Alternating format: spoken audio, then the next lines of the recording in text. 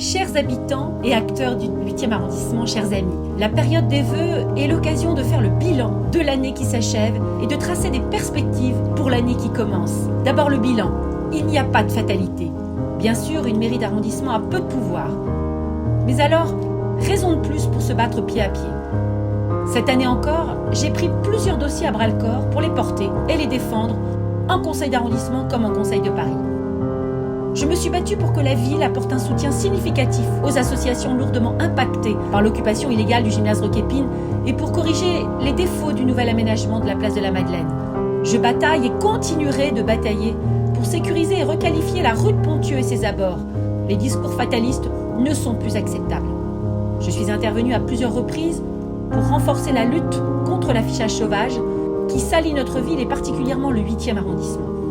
Je me suis par ailleurs beaucoup mobilisée pour accompagner les commerçants victimes des manifestations liées aux Gilets jaunes, ainsi que pour sécuriser les abords des établissements Chaptal et Fénelon, où sévit encore un racket scolaire inacceptable. Après le bilan, les perspectives.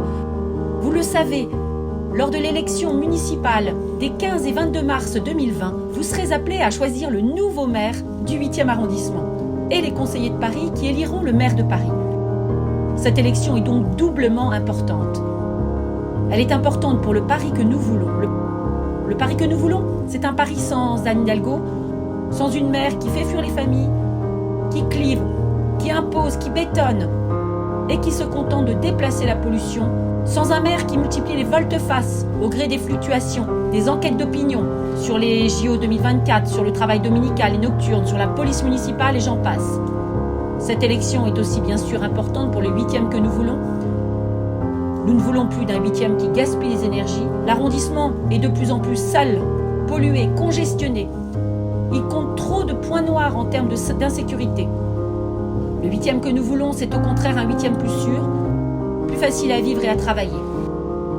Depuis de nombreux mois, je me rends à la rencontre des habitants et des acteurs de l'arrondissement pour les écouter, pour échanger sur leurs besoins, pour essayer de répondre à leurs attentes, pour partager leurs craintes, mais aussi pour porter leurs espoirs. Je vous ferai part prochainement de mes intentions. Chers amis, dans l'attente et en cette période de fête, je veux avoir une pensée particulière pour celles et ceux parmi vous qui souffrent de l'isolement, de la solitude, de la maladie. Je veux aussi avoir une pensée pour les familles des militaires récemment morts au Mali. Je partage leur peine. À vous-même, à vos proches, à ceux qui vous sont chers, je vous souhaite un joyeux Noël et une bonne année 2020 dans le 8e arrondissement. Je vous adresse mes meilleurs vœux de bonheur et de réussite dans vos vies familiales, personnelles et professionnelles. Bonne année 2020.